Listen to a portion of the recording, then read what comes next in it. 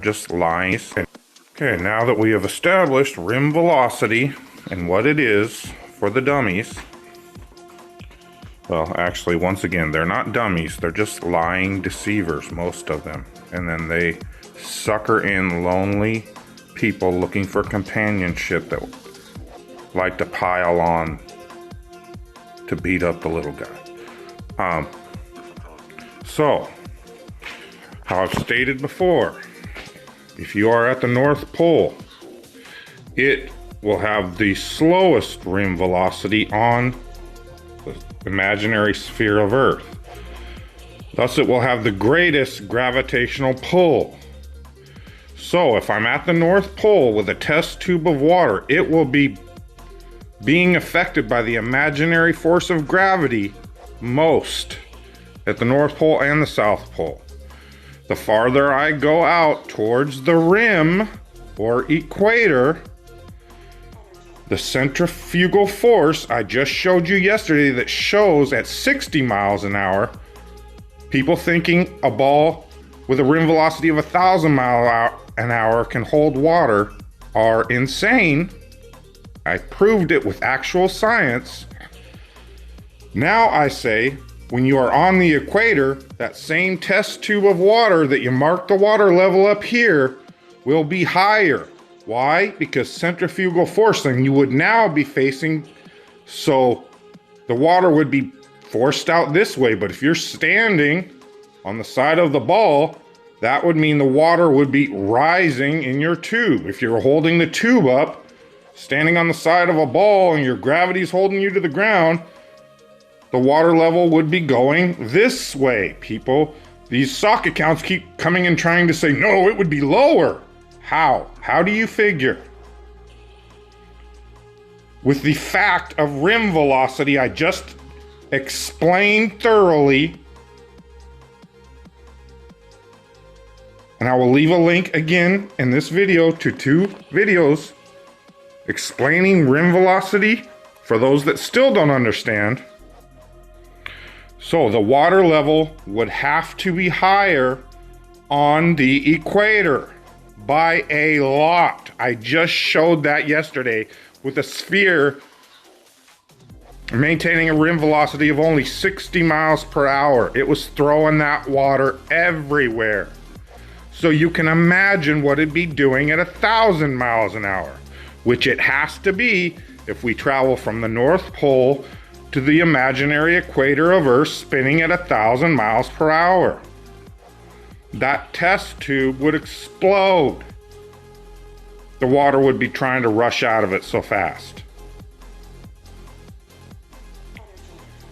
This is called science, folks. You know what, just for shits and giggles, let's try to crank this all the way up and see what happens. See if the hot glue can even hold it. We only went halfway, about 1,500 RPMs. Just for the hell of it, let's see what happens. See, again, someone tried to come at me with the argument again of, oh, it should only be going this fast. Again, you are correct. If I set this ball right on the pole, the North Pole axis that Earth is spinning on, yeah, even slower than that is exactly how it would be spinning. But when I crank this up, I'm not even 10% or barely 10% max the rim velocity of the imaginary spinning Earth at the equator. And you would have to maintain water on this ball for gravity and the spinning Earth to be truth.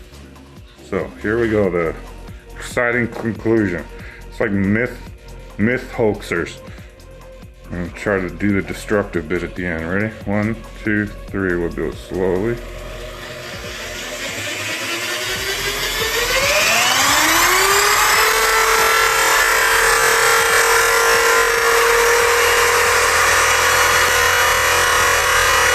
Look!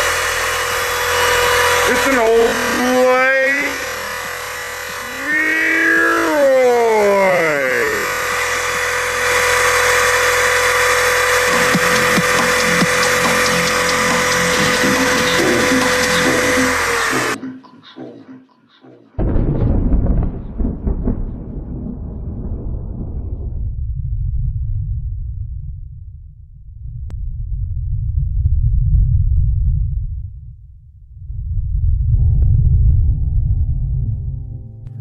since I was a kid, everyone said it couldn't be done. My whole life, people have been telling me what I could do and couldn't do. I've always listened to them, believed in what they said. I don't want to do that anymore.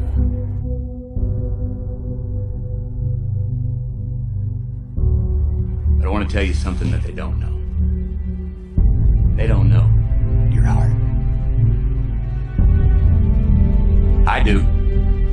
I've seen it. You have shown it to me. You have shown this coaching staff, your teammates.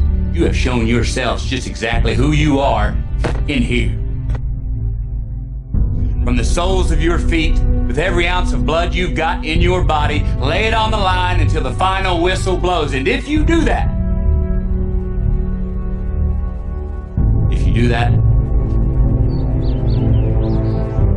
we cannot lose.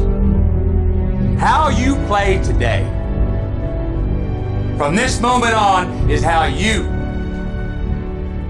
will be remembered. Inch by inch, play by play, till we're finished. We're in hell right now, gentlemen. Believe me. You know, when you get old in life, things get taken from you. I mean, that's part of life. But you only learn that when you start losing stuff. We can fight our way back into the light. We can climb out of hell. Every minute, every second. On this team, we fight for that inch. On this team, we tear ourselves and everyone else around us to pieces for that inch. We claw with our fingernails for that inch. Because we know when we add up all those inches, that's gonna make the difference between winning and losing.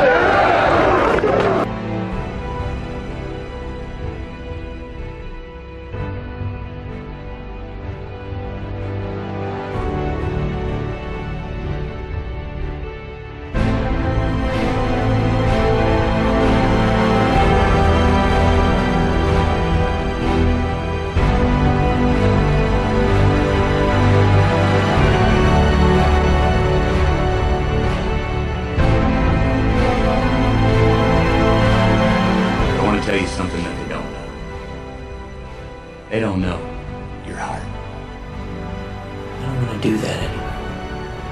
Inch by inch, play by play, till we're finished. We're in hell right now, gentlemen. Believe me. So come back here and tell our enemies that they may take our lives, but they'll never take our freedom! Our Father, who art in heaven, hallowed be thy name. Thy kingdom come, thy will be done, on earth as it is in heaven. Give us this day our daily bread, and forgive us our trespasses, as we forgive those who trespass against us. Lead us not into temptation, but deliver us from evil. For thine is the kingdom, the power, the glory, and forever. Amen. and we are back. This is The Limitless, and I'm super excited to introduce my co-host with the most, Jason Laufenberg, Wake Souls. How's it going, brother? Oh, it's better than it's been in a long time. Yeah, I guess you've earned the right to say that. Why don't you fill us in a little bit more on the details? The property closed. Ooh, That's great. That's great. I'm officially homeless. Well, I wouldn't say homeless, but you're in transition. Yeah. Ooh, that was something, brother. What a haul that was. Yep. You went through we both went through it. You went through it more. You did a real good job tightening it up in the end. You know, you really battled through all the tasks and hoops and, you know, above and beyond, man. I'm sure that it's going to be a super boost and blessing towards Team Yahushai for sure. Wow. So, I mean, this is what a milestone in my, I became a flat earther while I was married, and I took a hard stand for it. She wasn't down with that. She wasn't interested in being a truther, and it led to a divorce because it got in the middle of our relationship, and I want to be a truther. She didn't want to be a truther. So it led to a divorce. But then there was the whole entanglement of assets and properties and stuff like that. And so it's finally come beyond that. And now I'm in a situation where I get to do what I want to do. And wow, am I pumped. I'm exhausted because it was such a hurdle to get to this point. But inside right now, I'm celebrating like you just can't imagine. It's crazy. Yeah, I'm happy for you, man. I think it's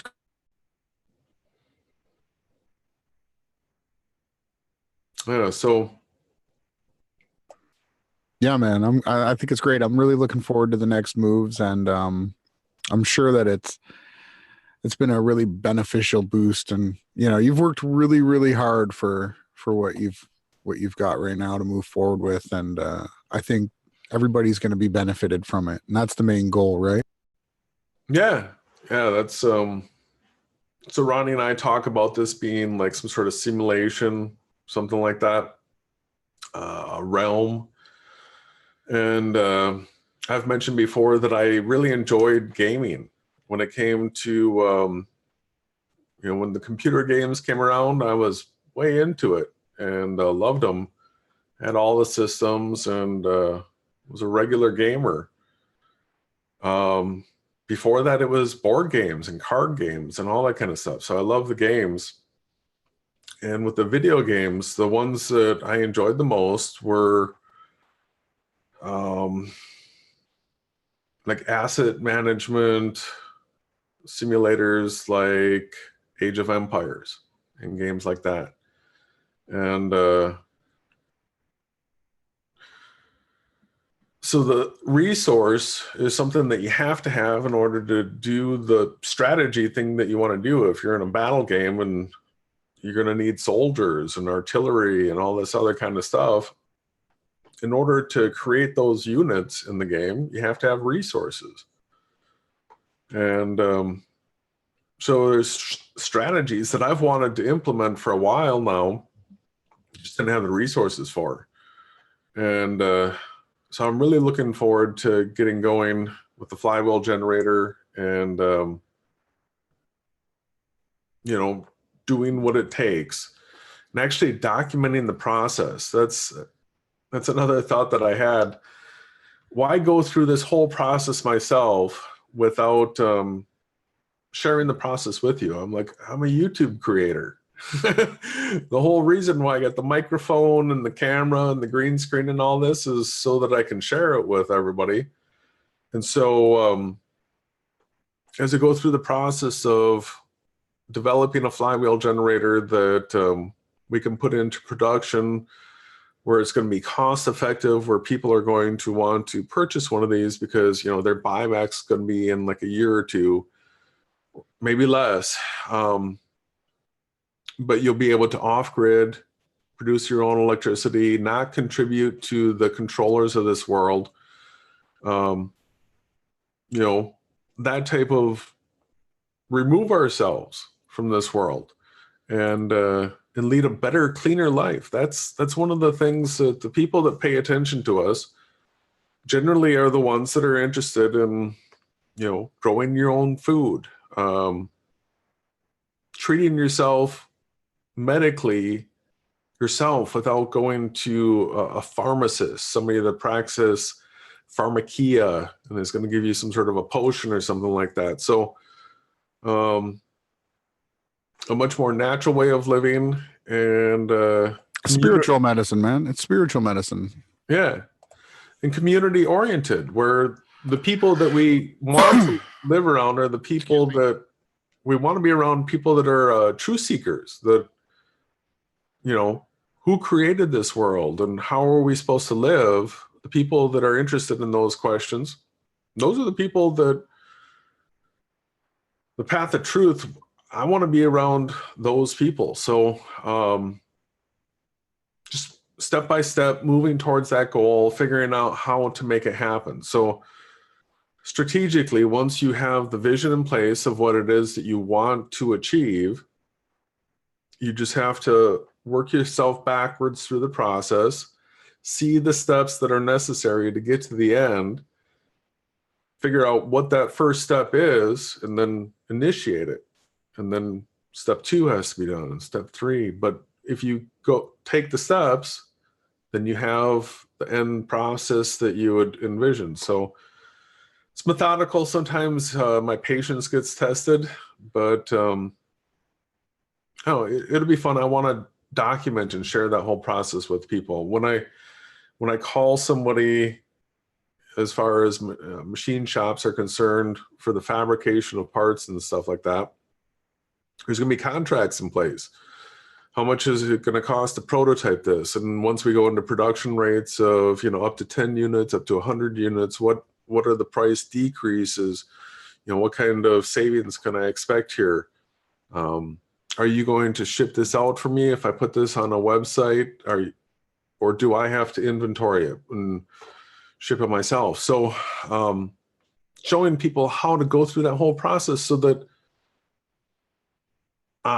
you and I and Team Yahushai is not the only way that you can get one of these flywheel generators, that you can do it yourself. You can try to just... There's something that I learned being a roofing contractor for a while is here in Texas, we'll have these major hailstorms where all of a sudden populated city gets hit, and all of a sudden 75,000 homes need their roofs replaced and windows repaired and all that kind of stuff. And if a roofing contractor has got enough guys on a crew where they can replace one roof a day, it would take one contractor 75,000 days to replace all those. Well, not everybody can wait that long. We need to have enough contractors in place in order to handle the volume when you get into a situation like that. So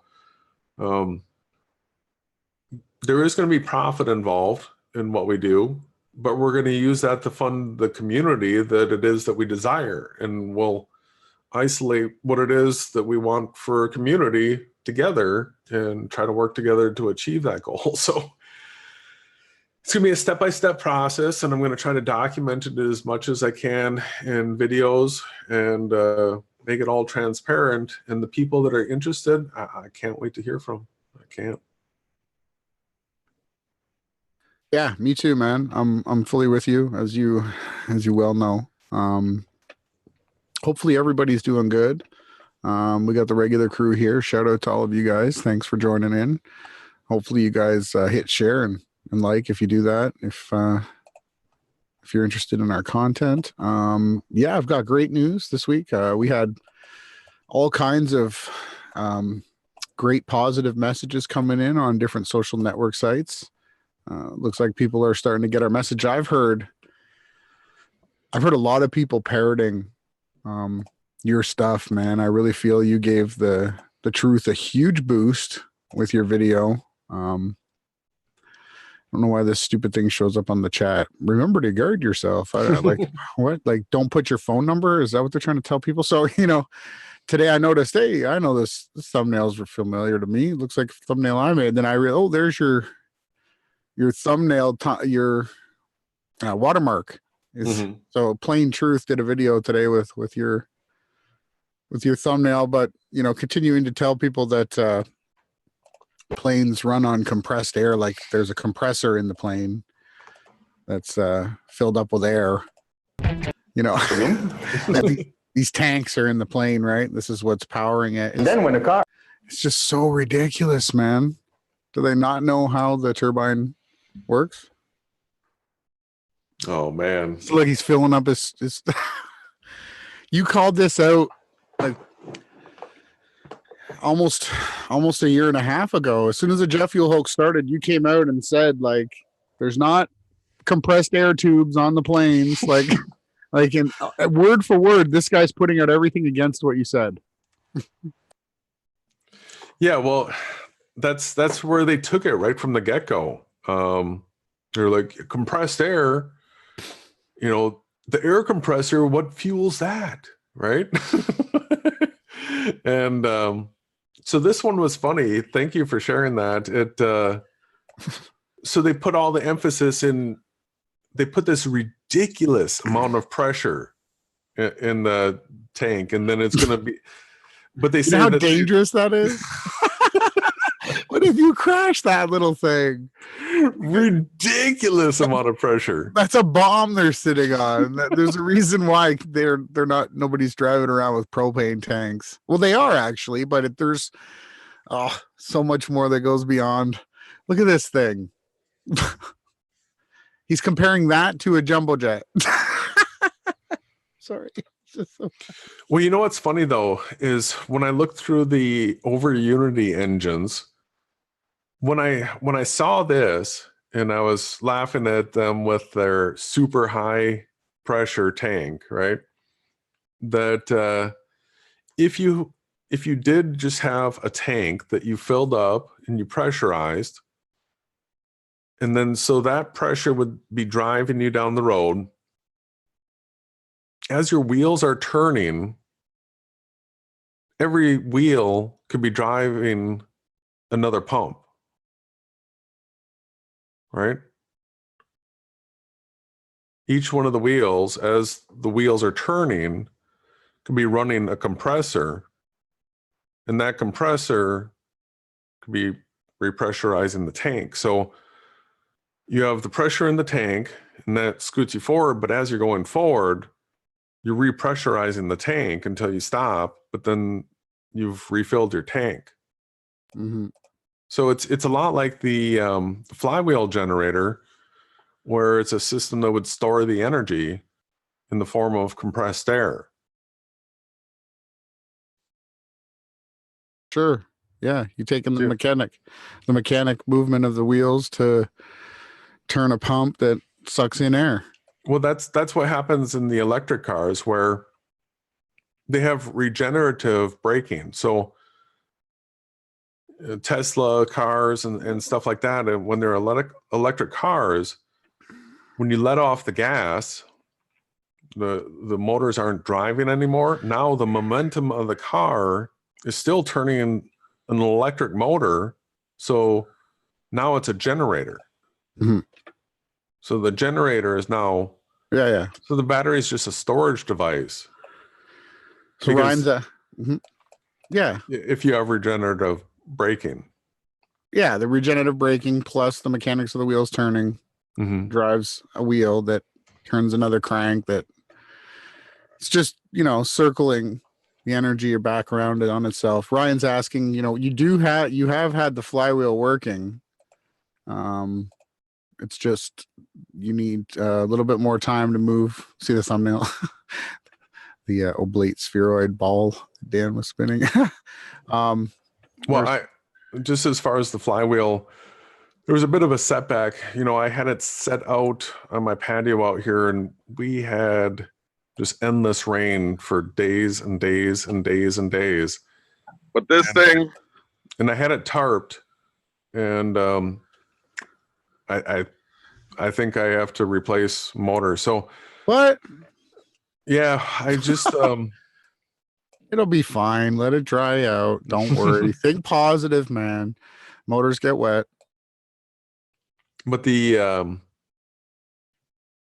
in a situation now where once I can set this up somewhere again, because I got homeless today, I'll be able to go through and finish the build out. And you're living in your green screen room. Yeah. You're in the spiritual realm now. Yep. Yeah, no, sorry, Ryan. It's great that you're enthusiastic, but it's going to be some time now. But yeah, I can't wait, brother. I know you. Look at this, my thumbnail's showing up with Dan's. It's 8 watching though. That's horrible. Let's continue. So yeah, plain truth. complete disinformation, trying to use propane vehicles, and then there's air pressure vehicles. It's just so stupid. This guy is he is the world's, I wanted to show, look at this thumbnail that he's got. So the yellow brick road is, I guess, leading you to NASA. This should be the opposite 180 degree direction. Truth is the other way, guys. This guy's such a shill. And he's known as a Jesuit, right? Eric Bowman did a whole breakdown on this, what's his name? Lee something else. There's a couple of Jamie Lee. There's a few people also in the truth movement with the same name as him, Jamie Lee. It's really weird. This guy is an absolute agent shill. Well, he's lazy. Really lazy. Look at the end of the video. This is a bit of a shocker. It's so bad. It's how far? Oh yeah, guy showing the shills. Yeah, so he ends this out with, so he says Jones or whatever. Look at the featured channels on the right there. Yeah. Oh, that's nice. Hey, there's my channel. What we got in the video? Well, he used our thumbnail. So he's so lazy that this was a screenshot from Dave's channel before Dave turned on us. Yeah.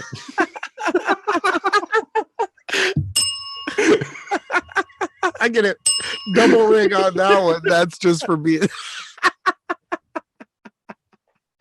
Oh, that was so unscripted. Everyone on the other side of the screen in any timeline or any reality, that was absolutely off the cuff. I had this video presented. I didn't even see this clip. I got so loud. Jason obviously made it through. Who did? So this is just, he went through his videos and he re-upload. He hit republish. He's that lazy. He's just. It's not even a new video. He just republish on YouTube. Hopefully more people see that. It's so bad. It's so bad. So bad. But I'm glad you're able to point that out. That was super funny. Hope everyone in the chat enjoyed that. We got this next on the docket. Second witness revealed. Is he talking about me? Is he talking about you, Jay? Or is he talking about himself? Let's find out. Let's hear a little bit about this guy. Is this someone that what's her name kept suggesting to us? I don't know. He's from New Zealand and she was Australian. Anyway. Really good because I got it on super fast mode. I'd watched a random video on YouTube, right, just before I went on the walk. And it was about the two witnesses, and it was actually Sinai's channel. And I commented on her video. Sunrise? Is that your channel? You have a Sunrise on your... Or maybe this is someone else, I know. And she said to me, I need to speak to you. Do you have an email address? And I gave her my email address. I had no idea what was happening. Didn't really think too much of it because I often give my email address out to people if they want to speak one-on-one in private. And, so I then went up to the dam. I did the video, which didn't come out too good, but we got there in the end. There's a lot of people around that day. And then obviously I started walking back. And then when I walked across the second bridge up there, I looked down to the left, which is east up the river. And that's when I seen those birds. And as I say, those same birds just flew past just before. I really hope I caught them on camera. Now, so I arrived home. It was said, because she gave me a testimony in that email, that initial email, which was telling me how she was called into... Is this guy trying to troll you, Jason? Being at the river? I think he is, man. I do. I think I get a gut. Oh yes, he is. Because you kind of had messed up hair like this, and you had your beard, and you were at the river, and when you first talked about how you thought that we might be the two witnesses, I did. That's how I did it. But this is the best that the other team has. Is this? and this is probably the video. Well, he's got more views than we get. That if you type in 2 witnesses, you're not going to get me and you. You're going to get this guy, right? Let's hear a little bit more. Being one of the 2 witnesses, and it very, very closely matches a lot of the stuff that I've been through over the last year. And to be quite honest, it's going to be easier for me to explain to you how she was revealed. Oh, she's the other witness. Okay. These guys have no scriptures. Than it would be for me to explain how I was called. All the visions, the words, the knowledge that was dropped into me, the revelations. In fact, there's actually another one.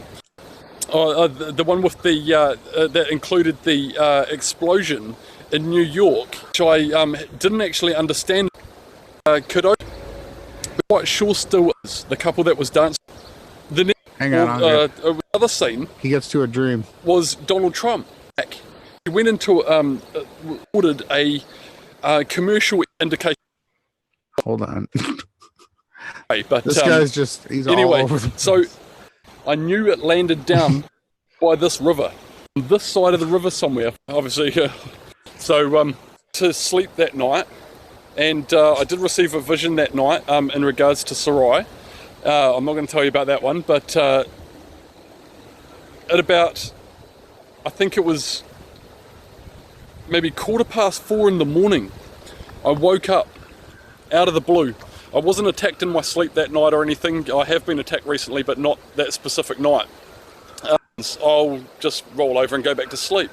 But I got up and I walked outside, and I was just getting some fresh air. It was it was quite nice actually. Yeah, there's nothing like the morning smell of the fresh, crisp air. You know where this is coming from, right? But Yeah. I literally was just looking around, and I kid you not, another meteorite came down, around about the same size, the size of a basketball, like the flames, and away me. The meteorites, you know, being those 2 birds. About 4, maybe 5 days ago, I received a vision. I was taken into a vision, and God the Father was there in darkness. He appeared from shoulders down. What does that even mean? Out in space. And he grabbed, I seen the earth beneath him. He picked up the earth and started spinning it on his fingers like a basketball. See, for some of you that know me closer, Oh man, he's just trolling. Yes, he is. Oh man. But beneath him, he's good. Yeah.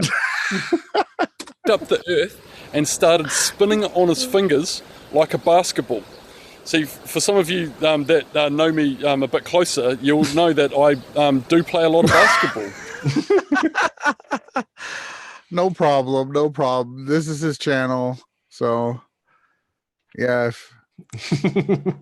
like Jason and I said, hey, if anybody out there says they're the 2 witnesses or they're a witness to the creator, we want to know about their channel. We want to look at it to make sure that, hey, this he's teaching some serious truth, but this guy, no. So he's one of the witnesses though, right? That's what you're gonna get? And there was a woman, he said, was the other witness, right? He doesn't know though who it is. And then I got Anthony Patch today while I was taking a rest. I was trying to listen to Anthony. I listened to some of his theories. You know, he's teaching people that atoms are real and quantum theories are real, but he goes into this whole witchcraft thing that he's doing here. And he says, imagine that you're at the end of that pointer. Come on. Oh, yeah. No. And he said, this is what they're doing with their directed energy weapons. You're at the apex of how these waves are all culminating together. And these are all satellites in space, right? He was saying. And he said, this is 5G. That is 5G. That is 5G. But it's towers. These are it's towers. witchcraft. It's witchcraft. It is witchcraft too. Let's hear it. Third strand of DNA to be activated, but to provide. Oh yeah, so the he's saying the 5G is going to activate the third strand of DNA. So I don't want to give too much away, but I'm working on a video against Nicholson 19, whatever his age is. He's 60. He's saying all this stuff about the third strand of DNA and the 322 because there's another 22 chromosomes. And so this is just right up. He's completely backing. This is all CIA, NSA. Listen to him. Meter wave system of energy that will allow the human brain to communicate with a computer and the computer to communicate directly with the human brain. There is no need for a neural lace. There is no need to put something on your head like a skull cap. There is no need to have a chip implanted in the brain. There's no need for a chip planted in the hand. Yeah, it's just straight up witchcraft. The purpose of the phased array satellites is to trigger the DNA and then to allow that brain to communicate in a hive mind-like system, to communicate directly with no other hardware. Now with our modern day the mind connected to the computer. This is how they hook the people up, though. Context of the sentient world simulation that exists today. This is the digital reality that will exist in the mind. A digital reality transmitted by computer through 5G millimeter wave signals to the human mind, which is now more attuned. It is more computer-like. So that in the human mind, the human now perceives this virtual reality, which is known as the sentient world simulation.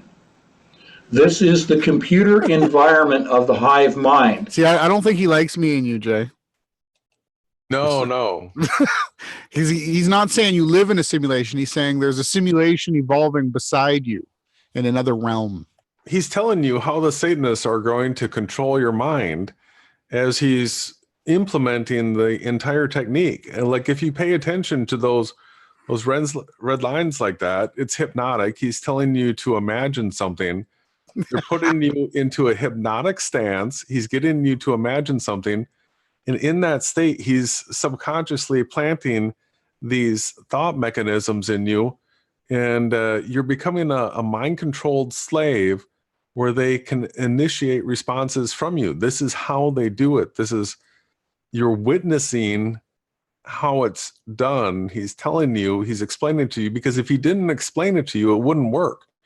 Like, in order to practice magic, you have to cast a spell. You can't just silently do it. Like, you have to do something. You have to mix some things together in order to create a potion. You can't just imagine up a potion. So they're enacting these things while using like these NLP, the visuals. This is, everybody that's watched that clip right there is experienced like top level MK Ultra mind control technique. That's how it's done. That guy is the guy implementing it.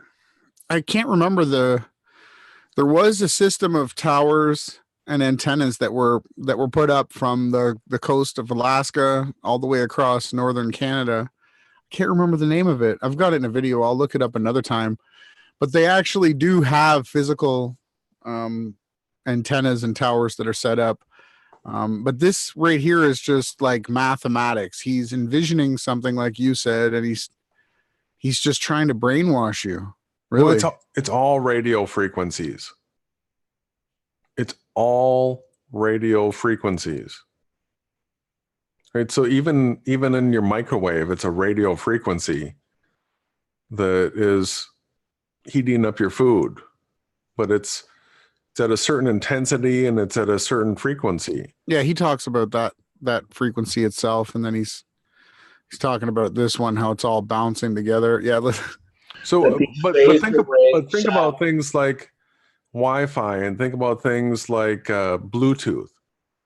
So it's a radio frequency that's being broadcast, right? And it's got a certain amount of power that's going into it. And then with Bluetooth, you get to like 30 feet and there's not enough power in the signal anymore and you lose connection. So you can tell how strong a radio frequency is. You can measure it. And if you can't measure it, you're not being hit by it. This is just all their witchcraft, trying to make you think that you're being cooked and that you can be mind controlled. If you believe it, guess what? Yeah, it's the same thing with chemtrails or poison, right? If you believe it, then I got the chemtrail cough. Like, yeah, then you go to the doctor, and there's all these people. I'm being targeted. I'm being. There's all these people that say they're getting these massive migraines, and the government's like doing this to them, right? Mm-hmm. It's exactly what you're saying. It's such a joke. At a certain point here, I got to address Scott Bratz or Braz. Go ahead, take the shot now. Well, he sent me an email because I blocked him, and sent the email. I respond. He asked, "Is this Jason Laufenberg?" And my response was, "Yes." In fact, let me do a screen share quick.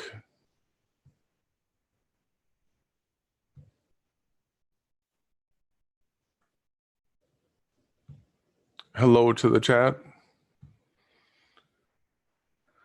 So 2 hours ago, I got an email from Scott saying, "Hey, is this Jason L? It's Scott Bratz." And I responded and said, "Yes, it is." And he said, "Bro, I was just wondering specifically, why did 2 get blocked besides the usual expressing my opinion perception of things?" And then again, he said to me. And so it's just too much for me to type, and there's too much nuance to it. But what I'd like to say now is there was a hangout. I don't remember how long ago it was, but you came on and you really took some digs at Ronnie. And I didn't like it. I thought they were cheap shots. I thought that you tried to play sides with me, like we have some sort of commonality together, like you and I are so similar. And I felt like you were coming in to try to divide. And you took some low blows at Ronnie. And to me, it made me sick. I was nauseated by the experience. Anybody that would do that to a friend of mine, really, really, in a situation like that, it irritates me to the point where, just imagine, right? We'll do what these other people do. Just imagine a situation where we did that in person, right? You took some cheat shots at Ronnie like that. You would have antagonized me to the point where I would have egged you on, hoping for a physical conflict. Because what I would like to do is let somebody take that first swing and then just tear your arms out. But this is spiritual warfare, not physical warfare. So you irritated me for a long time. You did that, and you're not a Christian. I've put you on the line, on the spot. Are you Team Yahushai? And no, you're not. So if you want to respond by email at some point and say you're Team Yahushai, then of course I'm going to unblock you. But right now, you're a Satanist, in my opinion. You're not on Team Yahushai. And so you're not one of us. You hanging around. When you come in, you overtalk everybody. It's annoying. You're judgmental. There's a whole bunch of things that I've just suffered with because it seemed like you were on a path where you were headed towards truth. But if you're going to come on and behave like that, yeah, you're blocked. So until I hear that you're Team Yahushai, just sit back and work on yourself, man. Work on yourself. But yeah, just to add a little bit to that, you know, we kept having the call-ins. We put the link in the chat for everybody, and then, you know, we would get 4 or 5 people, and Scott was just talking over everybody. And I don't know if it's, you know, he's not used to Google Hangouts or live streaming, which I'm pretty sure everyone else that joined us is in the similar situation. He was just overbearing, and I said, you know, you're doing exactly what an agent would do. And, you know, he kind of thought it was funny. He didn't really take us seriously. And I guess you just had enough, and that's it. I hope Scott, like, you know, gets right with the Creator, repents, right? You want to answer anything else? Well, that's the most important point. If you're not a Team Yahushai member, there's no special privileges for you. You're a Satanist, and your path is going to hell. So we're here, Ronnie and I are here to warn people that there is an absolute fork in the road. It's either or. The broad and spacious road is the one that leads off into destruction. Narrow, tight, cramped, straight is the one that leads to everlasting life and paradise. Choice is yours. And if you're not Team Yahushai, I know which road you're on. So I'm doing all I can by being as hard on you as I possibly can. Yep. I understand. That's all I can do. I understand completely, brother. We got a question here that was brought up by your host daughter from Freeborn Chemezda. Who or what is the Creator to your understanding? Do you want to take a stab at that, Jay? Read the Bible. It's a big book, 66 of them. Then read all the extra canonical Holy Scriptures, the ones that came before it. You got the Apocrypha, you've got like the books like the Book of Adam and Eve, the Book of the Cave of Treasures. We've read these live on the channels. The way to know the answer to that question is to read those books, because they're all filled with prophecy that's come true. Everything that's they're accurate in history, they're accurate in prophecy, and they are from the Creator of this world. He left it here as a script for us, and if we read it, we'll know exactly what's going to happen. That's a real important part of the message that we share.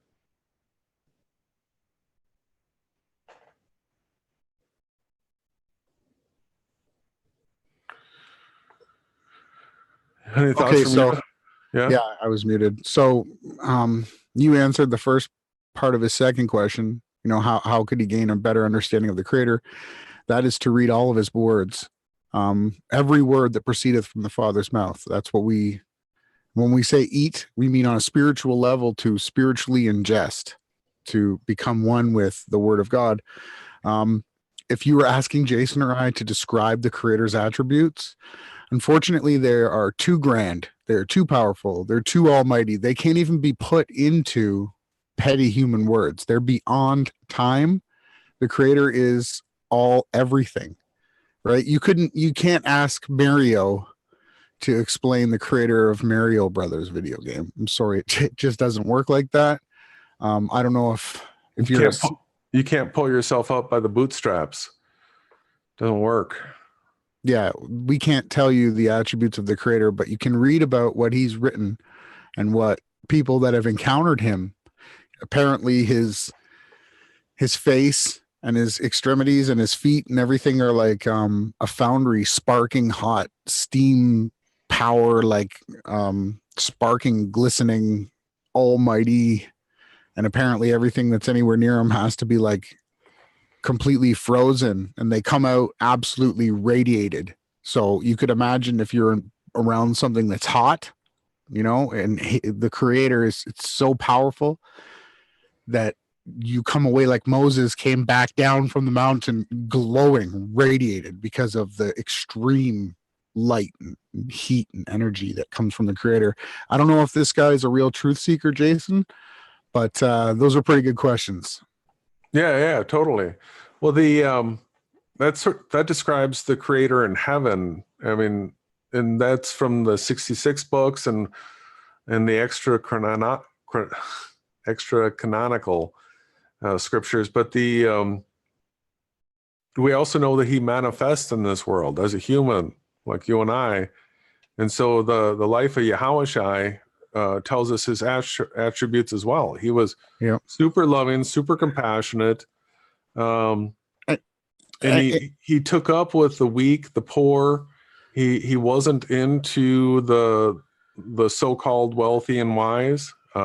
He found them to be foolish because he created this world. He knew that what they were believing in were lies and deception that, Satan had been spewing. So there's so many different attributes that we get to know the creator through his life here. And once again, you got to read it in order to know it. So, and to go a little bit more deeper into that, because me and you have done this research, because that should be everybody's question in this reality. How do we get to have a better understanding of the creator? In the infancy gospel of Yahushua, or the infancy gospel of Jesus, however you want to type it into the search bar, you learn about him as a kid. He loses his temper and he strikes down some kids dead, and there's all kinds of stuff that takes place. He builds some birds out of the sand, and he blows, and the sand turns to a bird and flies away. So you start to go through an experience with him the exact same way, a metaphor or a foreshadowing of the actual whole fulfillment of the scriptures. Because in the Old Testament, he quickly burned up a lot of people and a lot of things, and it's because the whole process had to happen the way that it was designed to. And there's more proof that the creator himself did manifest as a human, and we call him Yahushua. And you just have to read the books, right? And he's consistent with all of his word. You can hold up the spiritual level understanding. That's what the third dispensation is. The woman making the bread, it was a 3-step process, right? We're in the third step now, which is because there's nothing new under the sun. We're having an apocryphal books coming back into play that give us the proper foundation, because all the houses that are built on sand will crumble, because if they're not founded on the original apocrypha, like Jason said, the Cave of Treasures, the book of Adam and Eve, the book of Enoch, if you don't have those foundations put forth, you won't understand why there's wickedness and why the fall happened. I don't think I could say it anymore. Jason, you want to tie it up? No, you got it. I'd like to ask Cameron a question, and thank you for joining, Cameron. But he was saying, but people do not love all others unconditionally. God does. And he does love us all unconditionally, but we do know from the scriptures that the vast majority of the broad and spacious road is going to lead off to destruction. So he's also going to destroy the vast majority of people. Doesn't mean that he doesn't unconditionally love them. But you misexplained that. I'm sorry. I don't usually have a chance to correct you. Sorry. Our choices destroy us. Yeah. The Father takes no pleasure in any of that. No, of course. I was trying to say he loves us all unconditionally. Every single one that would come back to him gets treated like the prodigal son. Yes, that's the exact point of why that parable was foretold. But unconditional love gets into such a trap where the New Age love. Yeah, then it's he unconditionally loves the trannies, and he unconditionally loves the Jesuits, and the rapists, the murderers. Yeah. It's not the way that it works, my brother Cameron. But after we get through a few more links, maybe Elias or Cameron wants to join, and you can give us another pointer. I want to move on to this point here. So what Jason, a smart guy named Jason, taught me if you want to make sure that you get the truth in, you got to bring it up like 2,700 times or something. So does everybody know what Varanage explosiveless demolition is in the chat? Please let me get a show of hands. Jason, do you know what Varanage explosiveless demolition is? I learned about it from you. And the very first time I heard it, I thought to myself, Dave from Deep Inside the Rabbit Hole is a shill. Well, someone railroaded him with this video here like 10 years ago, you know, on a probably a JEW type radio show. But just to find out that he was on a radio show talking about 9/11 as an eyewitness. Yes. And that he knew that he could only see from like the 17th floor up because of the distance he was away. Due to perspective. He knew that 10 years before the flat earth was even the flat earth. Like, I wonder if it was all a big lie. So basically what he got railroaded with is, so what they do is they weaken a certain section of a structure of a building, and then they attach these huge cables up to the last supports that they leave in, and they just crank them. Right, let's watch. So, by the way, the whole point of me bringing this up is, so when you see people talking about mini nukes, 9/11 was done by planes, or 9/11 was done by what's the other one that they use, like special directed energy weapons? Yeah, the Judy Wood stuff. The truth is usually, I'm going to tell you guys from my experience, just as a friend here, not as someone standing over everybody, the truth is usually directly opposite of what they tell you. So if they tell you it's super fantastical, it's probably really, really simple. So everything else that they did was just smoke and mirrors. Watch. Tell me this doesn't look like the 9/11.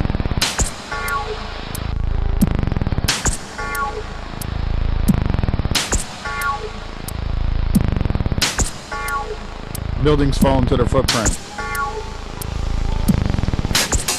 Look at that. Same kind of tip too as the Twin Tower tip. But we don't even know if that was real footage, right? Right. That could have been CGI. That's what it looked like, right? That's even what the rubble looked like. Well, they probably filmed it and then added in like the people falling, and that was the edits in. Yeah, Yahushua gets the ding. Yahweh's daughter gets the ding. Or they collapse a building down from the middle. That's what it was. And I remember in some of the footage, which again, we don't know if any of the footage they showed us wasn't computer generated, but I could hear steel. It sounded like ping, ping, ping, ping, stuff really tightening up just before the collapses. I don't know if you did a super 9/11 investigation during your truth movement, Jason. I did. I went deep. Yeah, well, that's really where it began with me, was 9/11. All of us. Yeah. Pretty much. Yeah, that's where... Go ahead. And then after 9/11, there was sort of a break. I'd like figured that out, and then the hoaxes started happening. And after like the first couple, I started to put it together. Hey, this is all connected. And after the second or third hoax that I was paying attention to, I knew that you see a headline and it's not real. No, yeah, this is what it looks like. Oh, we missed that one. And I remember like stuff being popped out of floors below. Pop, pop, pop, pop, pop, pop, pop, pop. They said those were explosions. They might have been explosions taking out columns. Timed with the release of the drop. Yeah, all glory goes to Yahweh through Yahweh. Look at that dustification, though. That's incredible. I know. It looks just like it, does it not? Does that not look just like 9/11? Watch That's it. The smoke coming down. You even get the faces there, right? The demons that everybody. Oh, look at Richie from Boston. Yeah, it was evil. Okay, it goes down all the way and Oh, yeah. dust. Yeah, I guess because of the weight of the material plus the free fall, it just boom, boom, boom, boom, boom, boom, boom, boom. And there's no demolition. You don't need dynamite. Right. Like, hello, it's so easy. And, you know, all the smartest truthers on the plane have, you know, me and you and that one radio show are the only people that have ever brought this to the public. This is the kind of... The funny thing is these were built to do this. Well, completely. Because we know that there might not have been as many floors as we were told on the Twin Towers, but the demolition part, it's so easy, man. They just weaken one section of the building and then rip out the columns, and then down it comes, right? And it almost falls directly down into its own footprint every time. Vaporizes itself. Right? There's no explosion going outwards to damage anything else around it. Yeah. Because it just collapses.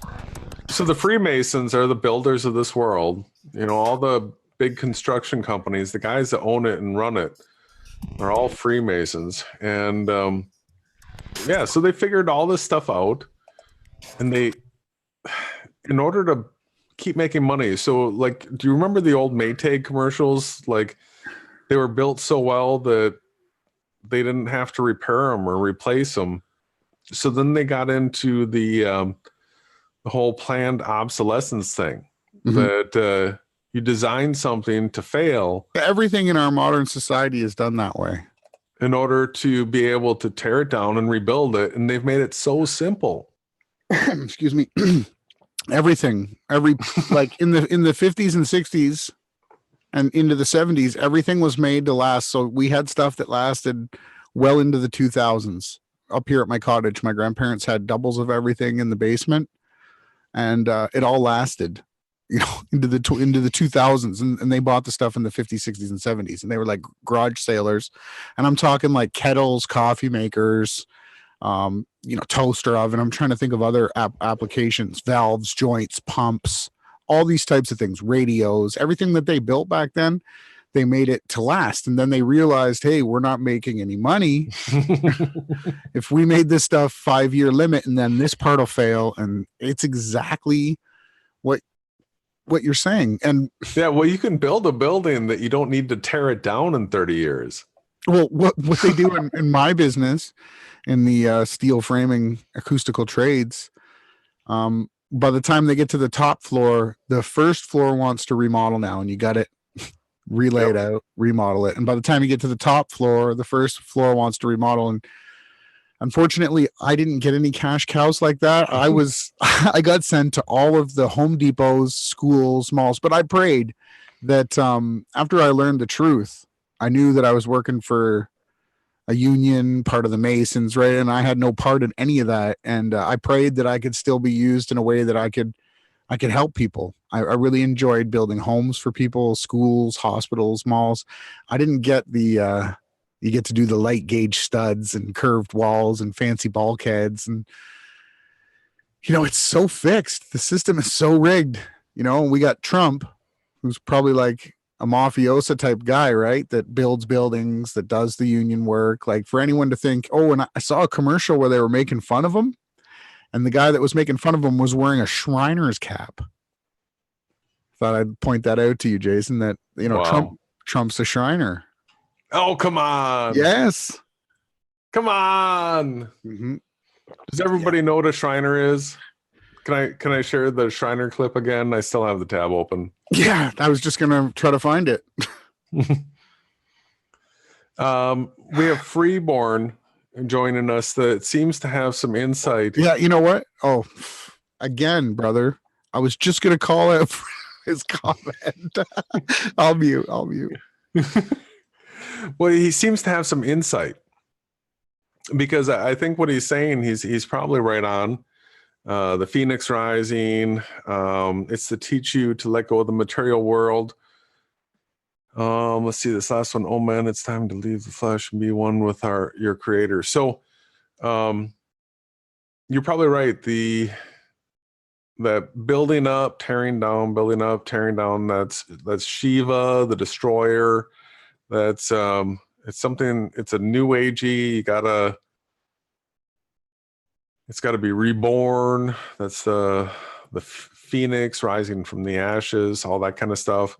No, you don't have to make something to fail. You can actually build it right the first time, and that's part of the internal conflict between the creator and Satan. So let me guess, I think freeborn might be, are you from Africa? Because when I did a research on your channel, you have Mugabe must go, and it turns out that hashtag is for somebody that has to leave somewhere in Zimbabwe. I think that would be super cool if you were tuning in from Africa. We'd love to know if that's where you're from. But the simulation is what we teach. John the Baptist, who Yahushua is referred to as one of the greatest men that ever lived, hated everything of this world, lived in sackcloth and ate crickets. Okay, he denounced everything because nothing is profitable in this world except serving the creator. That's it. Yeah, so keep in mind the Shriners are a relatively new offshoot of the Freemasons. When I say relatively new, it's, I think, the last couple 100 years or less. Double check that. But this article here, this was a Texas Run article because this took place in Waco, and this is at a grand shrine temple, the Shriners. And then this is the fixer-upper couple that's on TV, where the female of the couple has been called out as being a tranny, which is a very Freemason Shriner thing to do. And you got this article talking about the building and all that. And for some odd reason, they just threw this in here. Usually you don't get this kind of information. But it says, to become a member of the group, and membership is open only to men, the prospect must first be a Mason or a member of several associated Masonic bodies, and must take an oath in the name of the Arabic and Islamic God of Allah, that I do hereby upon this Bible. You're swearing. Oh, come on. You're swearing an oath on the Bible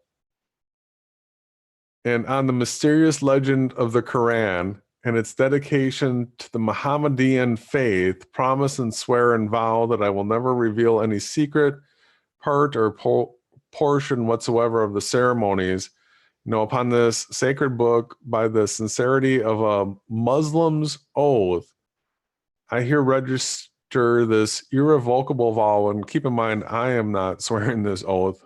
I'm just sharing it with you. I reject this. This is sickness, and willful violation thereof may incur the fearful penalty of having my eyeballs pierced to the center with a 3-edged knife. Who makes this crap up? My feet flayed, and I be forced to walk the hot sands upon the sterile shores of the Red Sea until the flaming sun shall strike me with livid plague.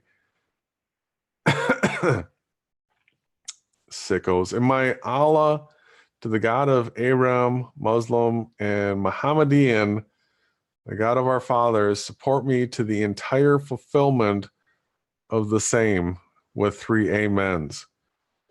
So that's the oath that the Shriners swear. So all men, you got this fag society, which is like you can't become a part of this fag society until you got to like the top levels of the Freemason fag society. And then you get to swear an allegiance to Muhammad. All right. And denounce Yahushua. Yeah, the Shriners, man. Yeah, So- children's hospitals. So when Donald Trump when he got roasted, remember he got all those nude statues put around of him? Yeah. Right here on his right hand ring finger. I'll drill in here just so everyone can see a little bit closer. It's always been out there. There's the Masonic ring right there on the Donald Trump statue, right? When people ask, is he a Mason or a Shriner? Yeah, obviously. And he's always got the red hat, right? Not always, but, and that goes back to another family line, and a shout out to like this, you know, the Smurfs, you know how they had Papa Smurf had that red hat. Mm-hmm. There's a whole satanic Templar family line, I think, that comes down through that hat. Oh, get a censored if I show that.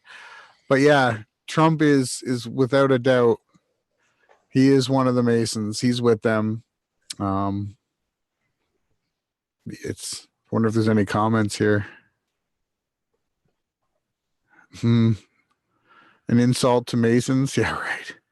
Cheap shot. Yeah, all the Masons are mad, right? They didn't like this. Is true.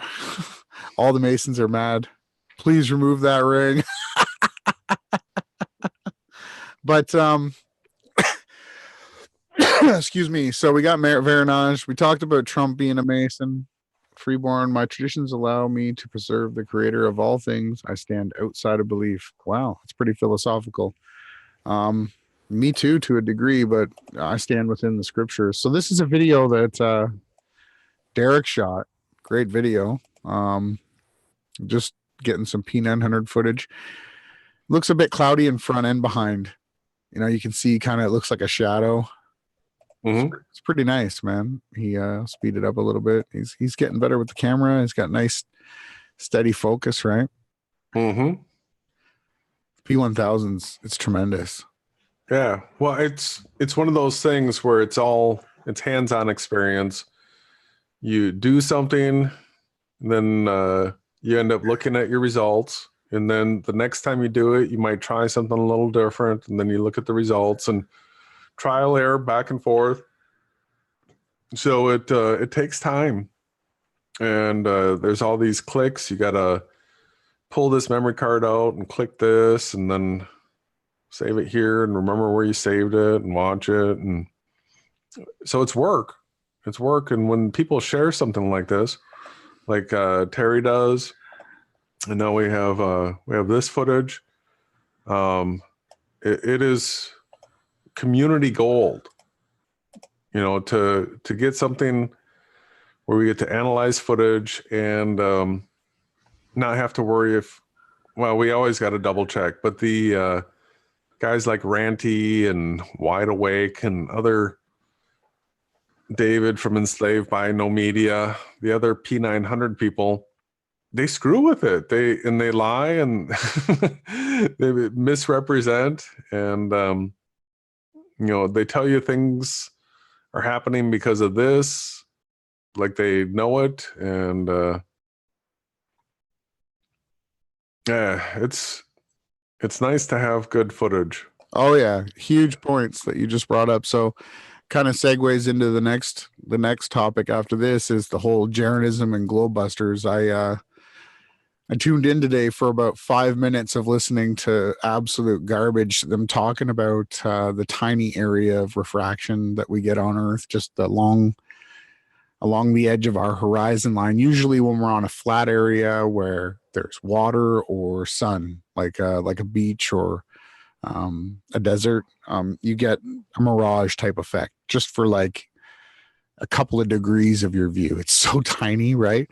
And they're just going on and on and on and on about it. And it, like, that's the reason, because buildings are being obstructed, right? You can only see the top 7 floors because your distance. We all know on this channel why that is, but they don't want to admit that, right? Because the ball earthers say it's because there's a curve, and then they're saying it's because of refraction, and it's just absolute garbage. They just don't know how to use their camera. Well, Ranty had to address that.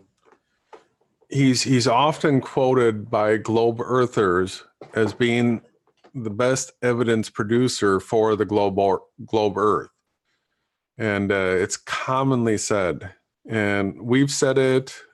A number of others have said it, and it's true. But he sits there, and Jaron sits there, and he's going through this. I got this footage at the lowest point possible. In fact, I dug a hole and had to wait for the water to come in. And so he's bragging that he's given you the worst evidence he could possibly provide. And Jaron eats it up, and that's not where your eyes are, everyone. Your eyes are up at your eye level. If you're 5 foot, 6 foot, whatever. And we're talking about what we see, and not the types of mirages and weird effects that happen when you're super low to the ground. We're talking about eye level up to points of elevation where you're in an observatory at a higher elevation, or you're at the top of a hill, or you're up in an airplane or something. Your elevation makes a huge difference. Huge. And so he's like, flat earthers don't like that I address this. And yeah, there's a reason, because you're using the worst evidence that you possibly can. Let's talk about how far we can see. And then here's another thing.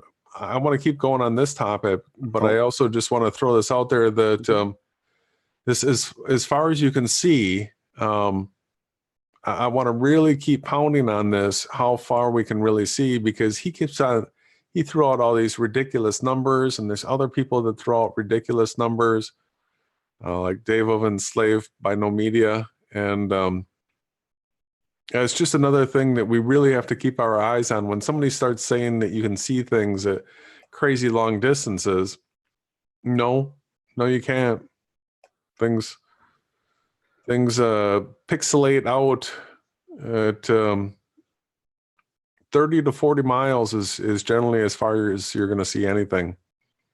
Yeah, just to bring that home, 30 or 40 miles tops. And when you go up in the air, you'll have a larger circle of sight depending on the day. And after, again, those 30 miles, you'll still be able to see, but it'll all be completely distorted and pixelated out. Elias Yahushai, when he first went to a rabbi or a teacher, they tried to teach Yahushai the alphabet, and he basically explained why the letters where they were, how they fit together from the beginning to the end. So long before he was 12, he knew the word. He made the characters. Right? He was they had a problem with taking him to rabbis, because he was like, no. he quickly Comrade Savage 15 wants to join us. Do you want me to give him the link? Or did you want to continue bashing on how far we can really see? And you have a great video that documents it, right? The best. Well, and we had the footage from our trip out to Galveston, and there's still the live streams, but that hard drive crashed, so I don't have the raw footage anymore. But we can do it again, maybe with a P1000 in the future. Sure, man. Let me know when the flights looked. I just wanted to hold that thought for one quick second. Yeah. I think Derek had it out of focus for this shot. I don't know if he's using manual focus. You had to just dial it back, just a couple of clicks there, but go ahead, Jay. Well, sometimes the brightness on the edge too changes. So there's the auto exposure adjust, and you'll see, sometimes you can see the clarity into the craters. You'll see all that, and then it'll go through an auto exposure adjust, and then you'll see it all bright white like that. So there's that as well. He's got some clouds. These clouds behind the moon. He's got it. He's got it. I wish it was, he's going to notice a huge difference when he films the sunrise or the sunset with the clouds behind it, right? Mm-hmm. The two money shots, sunrise and sunset. Look at that. There we go. It's starting to, it looks like a glow bug or a glowworm. Yeah. We can, it's Friday night, so Friday nights are call-ins. I got more that I could say on these topics. So titled the Hangout tonight, what, it was like, what COINTEL disinformation campaign is, what is it? The most stupid. And so I was, Dave from Enslaved by No Media gets my vote, and so he's got a new video out, and there's a couple things that I could get into on that, but we want to hear from everybody. And so if you want to, I'd like to still hear a bit of that. I haven't seen his newest video, but one quick topic too. This was back in February 5th, almost just in the beginning of 2017. And I've got older ones too. This is a snapshot of all the channels that were watching Glowbusters. You know what's funny? I took a snapshot of today's list and let it be known, someone with what do they have? Over 150,000 subscribers together, Glowbusters and Jaren. They haven't gained any live viewers. They have about 50 people in the chat. Many of them are the same people. A lot of them are using different accounts. There's a few gone, but most of these people are the same people. What does that tell you about how great Jarenism and Glowbusters are doing? Well, it's an organized group that their team has been approximately the same size the whole time. And everything about the channel above and beyond this group of people has been faked. It's not real. It's not real. All the numbers are faked. They have the same returning people. This guy is gone. I wonder sometimes if he's not a troll on a different channel. Could be. You know, you can always scroll through there and see how many one eyes you see. Look at the avatars and look for the one eyes. Yeah, there's quite a few. There's one. BC is Angel Raven, Andres, One Eye Bird, One Eye Water Drop, One Eye Dog. Kethex is One Eye. Why? Is that? I wish I had these ones too. I don't know why it didn't work the same this time. Why? Because the one eye symbolism. They're in their avatars. They're telling you, "Hey, here's the one eye wink. I'm on the team. I'm a Satanist." So Freeborn or Comrade Savage, the link I just put in there. You click on that, and then you try to join, and it's going to give you. You're going to cancel, and then you're going to hit join by browser. And if you have a cell phone or a microphone, you can turn it on or off. You can join the Hangout and you can share what you want with us. It's way clearer than having a cell phone held up to the mic. Anybody can join. Mm-hmm. Yeah, well, and when we do the cell phone up to the mic, then Ronnie can't participate or I can't participate the same way. So this, and you can screen share and you can put your camera on too if you want. Yeah, you don't have to though. A lot of people choose to just talk. Yeah, just showing Derek's footage again. It's nice, you know. The P1000 seems to get a little bit clearer detail, right? I can't wait to see some of your footage with it one day if you feel like getting it. But I heard Ranty saying something like, "Oh, he was so lucky that he had managed to save his P1000 because it's or P900 for some." He was saying it's better than the P1000 at something, but not as good overall. I thought I heard. See, there's that, was it JG Gonzalez or something like that was always in the chat over at Nathan Oakley's, that he's sort of been promoted up to content creator status. I think when Ranty and Jaren were talking, it was said that Jaren gave Gonzalez his camera. It was, hey, you can have the camera. So, oh wow, I heard same team. I mean, and are they brothers, cousins? Who knows? That's a nice clear shot right there. I like that. Yeah, you know, there's a sweet spot. Mm-hmm. Yeah, there's a good, and because there was a guy in here earlier trolling.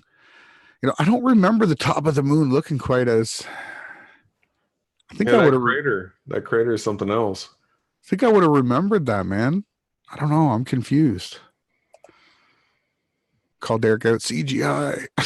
It looks pretty natural, real footage to me, but I don't remember it being so.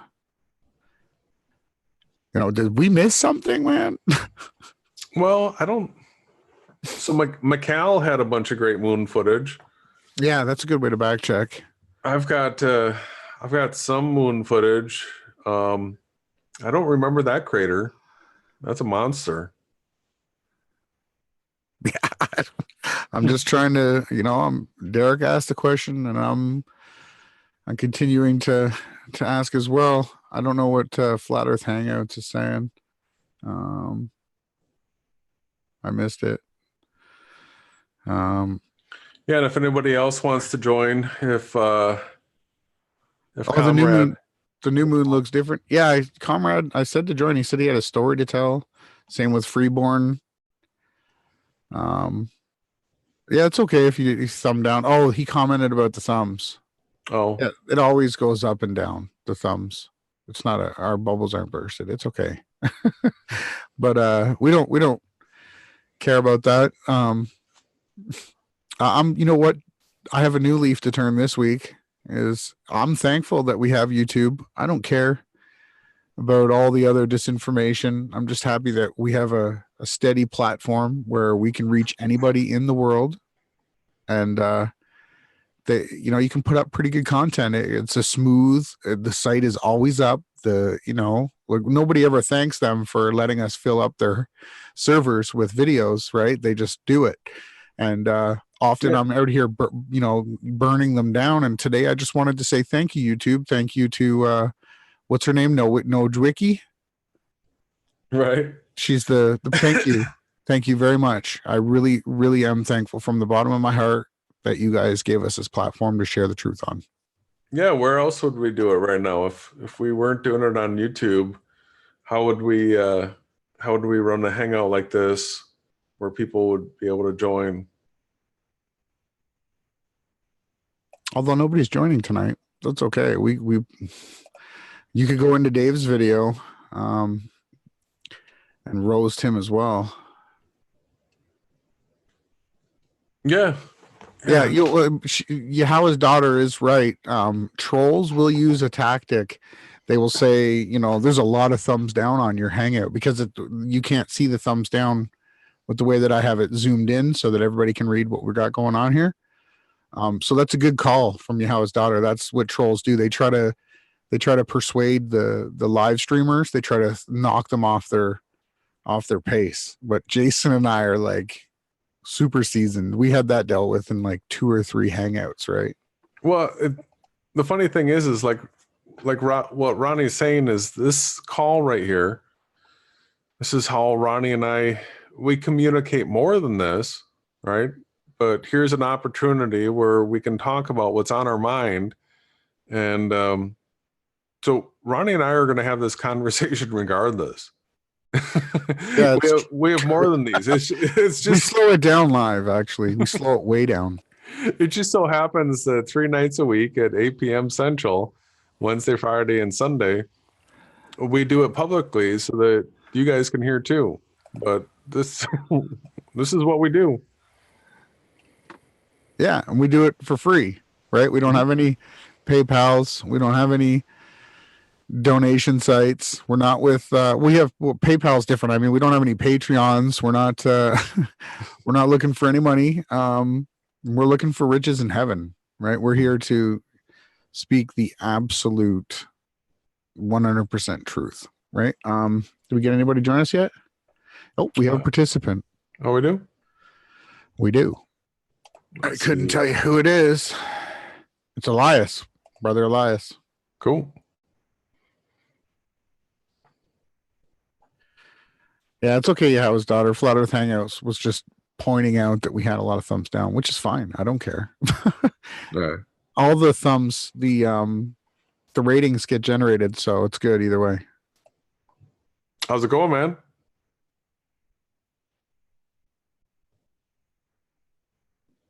Oh, sorry, I was on mute. I'm killing my video so that you can probably hear me better. Yeah, totally. Just so you know, real person.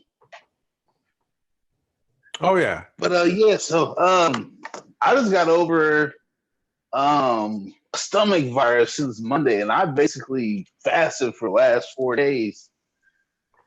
That's why I haven't been like very active in the chat. But that last well, today and Wednesdays, I was just really interested in those two.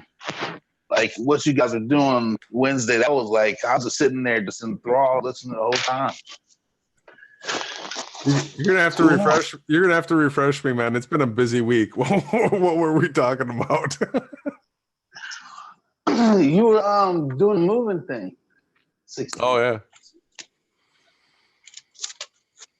But yeah, so yeah, I was listening to you. So I just now realized you guys felt like Scott was being overbearing when he was on the chat. I thought it was just me.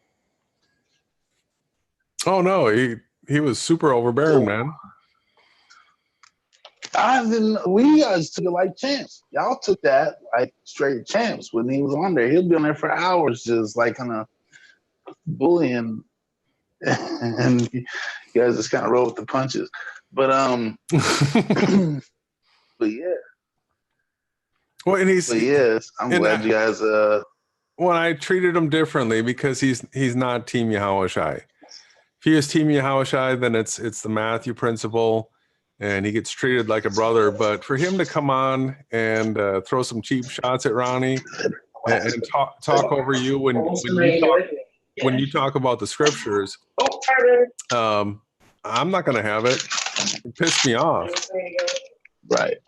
We got a new caller in tonight. Now we got Freeborn on the attendees list as well. But I think you guys have a lot of patience dealing with him because I would sit there sometimes like, if this guy's not trying to take over the show, I don't know who is. Like, but I would sit back and let you. I mean, because it's your thing, so I wouldn't like argue or nothing. But it was just like I cannot believe the level of patience you had. I used to get that on the job site a lot, Elias. Jason, you can add the new attendee. Yeah, I just told him to hang on for a second because Elias just joined. And okay, yeah, let Elias do his thing. Yeah, I want to. So hopefully, I want to sit back for a second. You want to sit back? I want to sit back for a second. All right. And let you guys go on, and I'll jump back in. Shalom. I just had some people. All right, so here. Yeah, Flat Earth Hangouts is gone. His content was, Jeranism. Oh man. Yeah. Shalom. Hello, Freeborn. You are muted right now. So if you look for the mute icon and your camera's on, you can turn it off if you want or leave it on. Doesn't matter. You right there. Okay. Hey, how's it going? Cool. Let me put my glasses on. Welcome. Where you calling in from? Well, I'm in Sweden right now. That's the thing, isn't it? Nice. Yeah. Well, Zimbabweans are in diaspora, ain't it? We can't live there right now. Well, you can't live in Zimbabwe? Is there a war right there? Well, it's pretty much a war zone, isn't it? The economic situation there. It's worse than a war zone, actually. Oh man! In a war zone, you recognize the war zone, so you do get aid and relief. Sad. How long have you been out of Zimbabwe? Well, most of my adult life, I can say. Because I left Zimbabwe when I was about 18, 19. So you went someplace really cold. Yeah, well, I went to the UK first. I spent quite a few years there, about 10 years. And then I went back home to Zimbabwe for a few more years. Then we moved to Sweden because I met my wife in the UK. So we met in the UK and then we moved to Zimbabwe. And then we had our child, our daughter. And then we moved here to Sweden. Nice. So what brings you on tonight? It's the same old quest, the awakening that's been going on, isn't it? Like becoming spiritual and all that. Well, the thing is, I've been spiritual all my life. You get me? Like, it's nothing new to me. You know, it's not like I'm awakening to the Creator. You know, in fact, when I was young, I actually had that ability to speak to the angels. You know, they used to be around me. That's before I started eating meat and all them kind of things and killing chickens. I didn't know. Because the thing is, when I was a boy, around that age, 10, 11, we had plenty of chickens. And my father used to sell chickens, and, you know, I used to slaughter the chickens. That's okay. That's what they were created to be. They were created to be made food. You know what? I did some research this week, and have you ever been cut really bad? In what terms? Like physically or emotionally? Yeah, physically. Like I've chopped a good part of my finger off, and you've got, I would say, anywhere from 2 to 5 minutes of time where it's numb. You don't have any feeling of it. And I've lopped off a good section of my finger. So when an animal gets put down, if it's done properly, usually it doesn't go through what you think would be pain. They are actually, because we teach here on this channel, and the Awake Souls channel, that we're in a spiritual simulation. It's not a real place. So even if to die a horrible death for the Creator would be glorifying. So we believe in like the New Testament, where it teaches us that you're allowed to eat meat. But you know, brother, you don't have to hold on to things that happened as a child. You know, if you were with the angels, you can still speak to the angels now. But continue on. I'm sorry to interrupt you. Yeah, I mean, it was real then, you know. And so it's something that's lost, you know, growing up. So you're still searching for the same thing. Yeah. So how did you come across our channels? Are you a flat earther? I don't like to call myself a flat earther, you know what I'm saying? Because I don't like to put myself in a box, you know. But you know, I possess the truth. Do you think Earth is a spinning ball in space? No, I don't think that. No, I know what you guys pretty much know, and more so. You know, you guys are questioning and you're trying to find out what I was born knowing. Like, you know, I know. So I'm with you there, you know. So I'll be on the levels. Like, I don't even question, you know. Like, you know, I don't think you even saw me question a flat Earth situation. I don't question that. Yeah. What about have you? So if do you think that there's a creator? And no, there's a creator. That's not even a question. It's not a question of faith, you know. It's a knowing. Yeah. Have you done any research to find out who the creator is? Well, yeah, I've read most of the books that are prominent, the ones that you also advised on to read upon. Yeah. Yeah. What's the conclusion that you've come to? That our Creator is ever present, ever knowing, always there, flawless. Yeah, but the question is who created it? Who? As in, if there's a creator, it's like an entity, right? Who created it?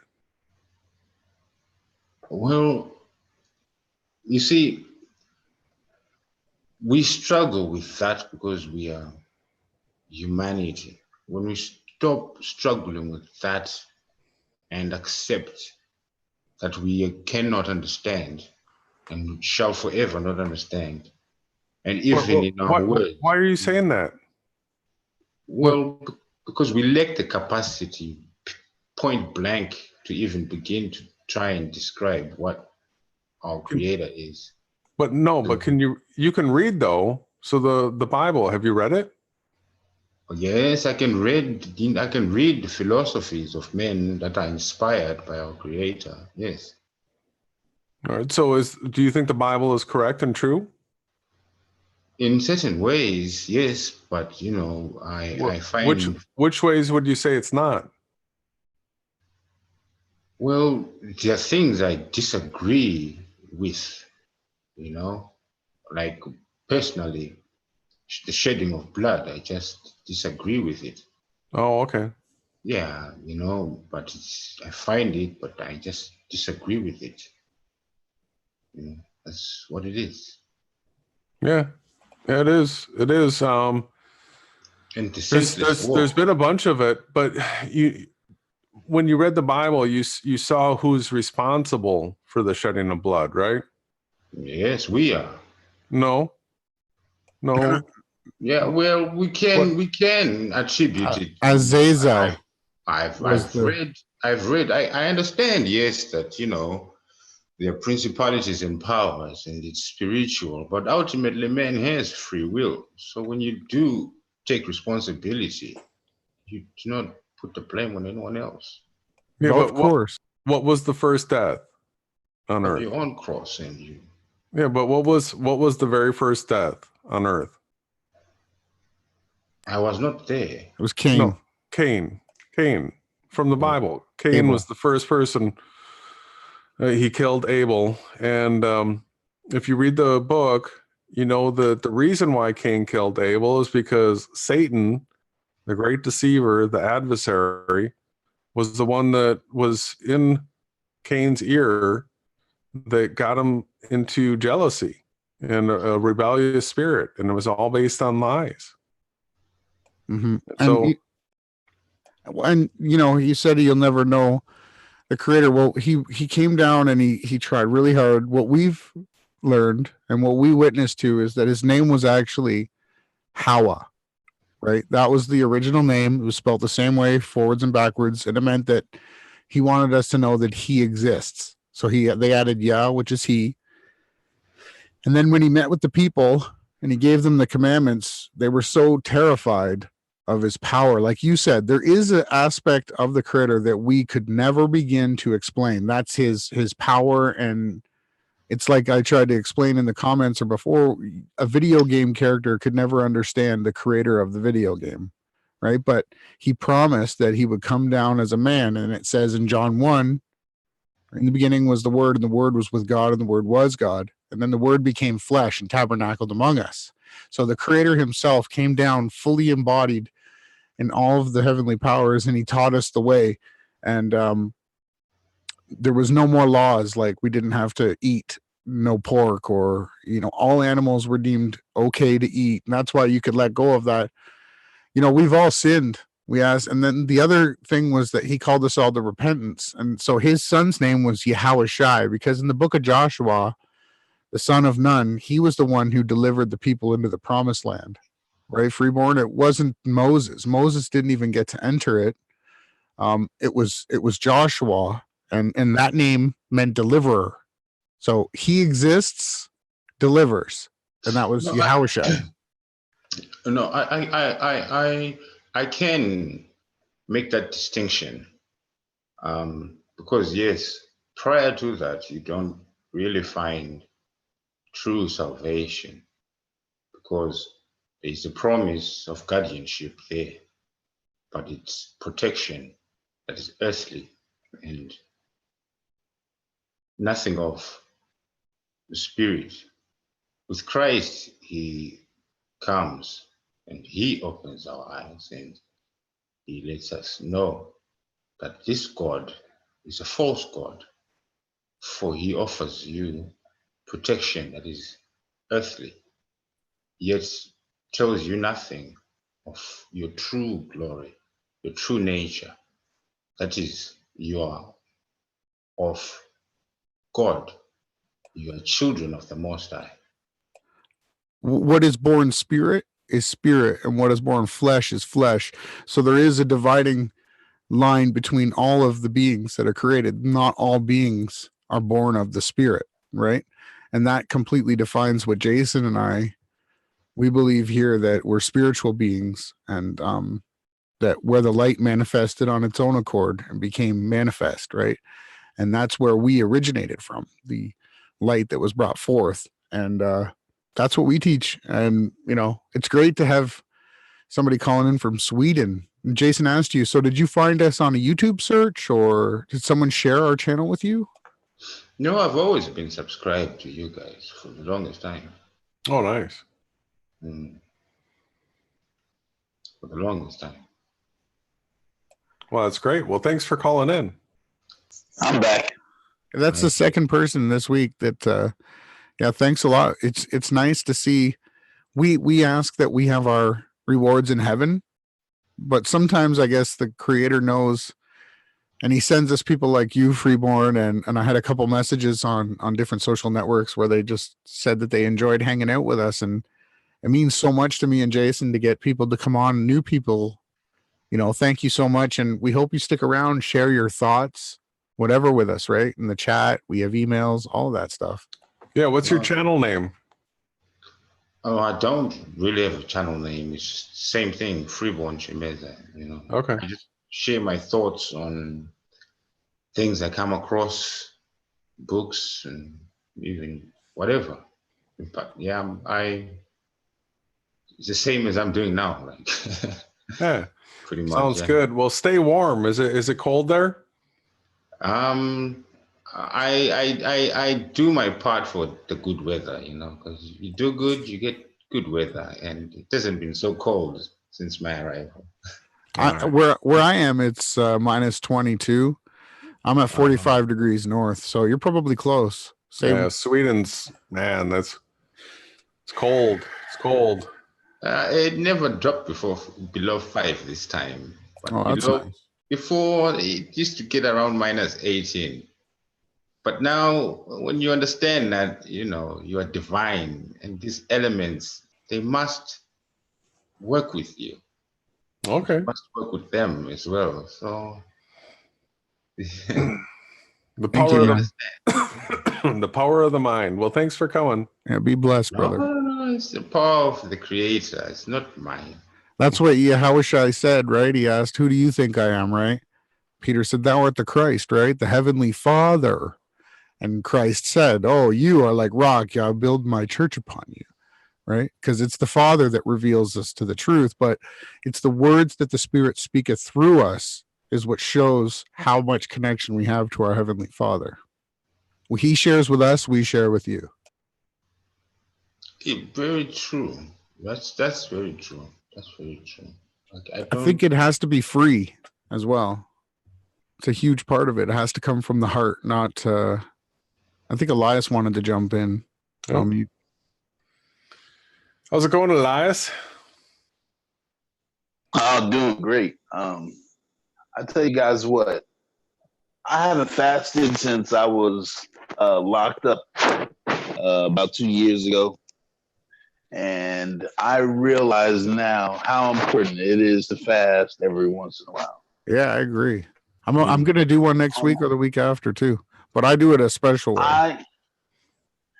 I'm not going to go into how you should do it or whatever. Mine was just like juicing water and, you know, a nibble or something here or there. You know what I'm saying? But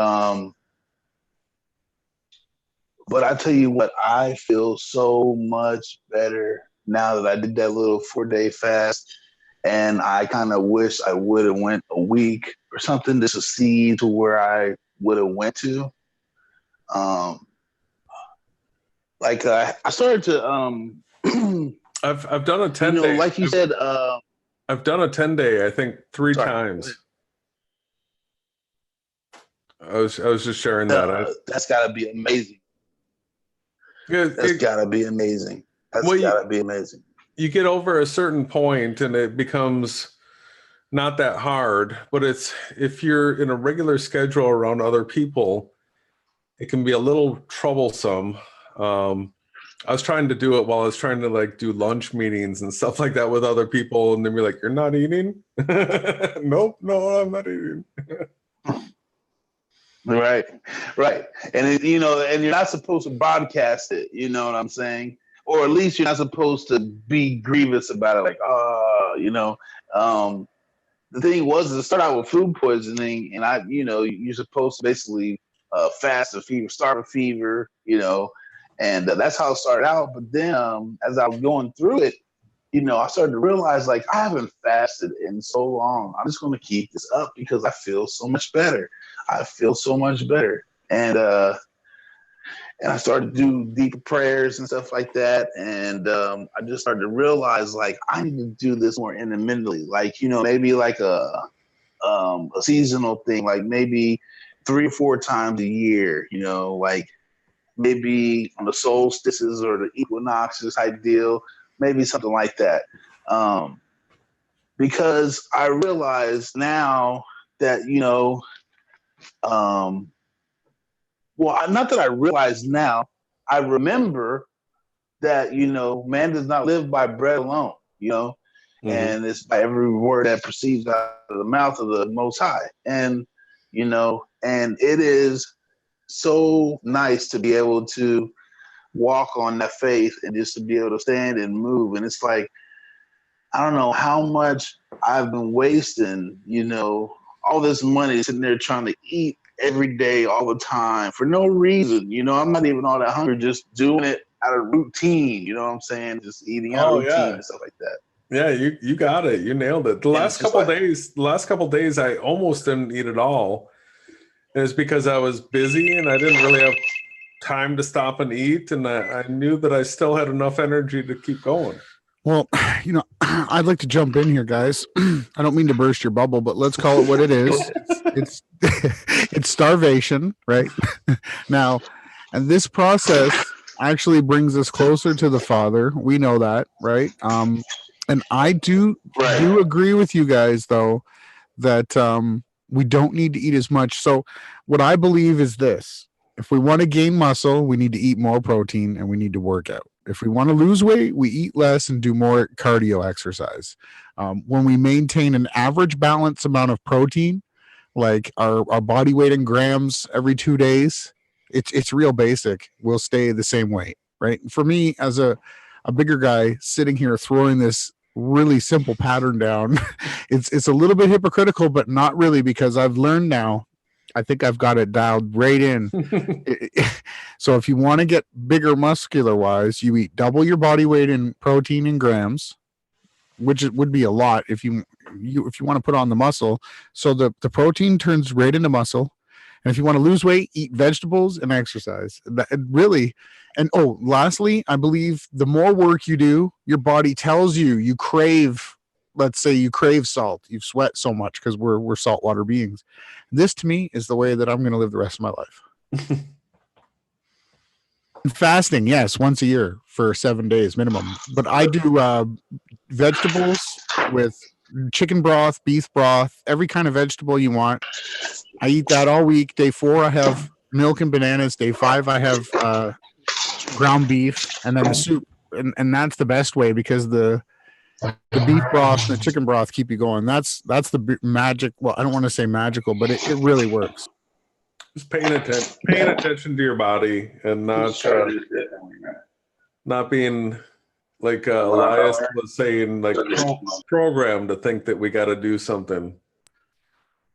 Cameron's asking me. I don't get that directly from any sourceable information. I've just, when I was weightlifting in the end of high school there, I read about it, and it actually worked for me. I was able to put on lots of muscle. But the fasting, that's really important too. A lot of noise there.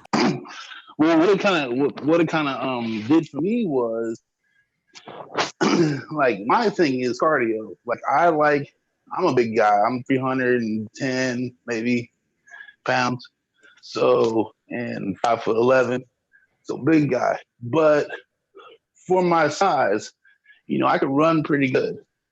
And I'm a smoker too. Like, I'm about to cut back on smoking and whatnot and try to take that on. And I really want to get my wind up to a good level, what I'm saying, where I can run like a couple miles nonstop. And that's where I want to get to. I'm going to be 40 this year, and it still feels good to be at this level of health. I see a lot of my friends I grew up with that are around me, and they are aging so harshly. And I just don't want to go down that path. I want to retain physical prominence or strength or whatever, vitality. And I realize that it's all about this method. You know, I don't know how much to take into consideration the effects of the GMOs and what they put in the water and all that, because I pray over my meals, you know, and I believe the spirit dominates the physical. I have faith in that. I have total faith in Creator. So, you know, as much as that might be true to someone without faith, I believe those who are truly in the faith can overcome that. Anything is possible in Yahushua. So, you know, I don't let that try to deter me. But like it says in the scriptures, you know, the only thing, you know, physical exercise is great, but reading the scriptures is even more important.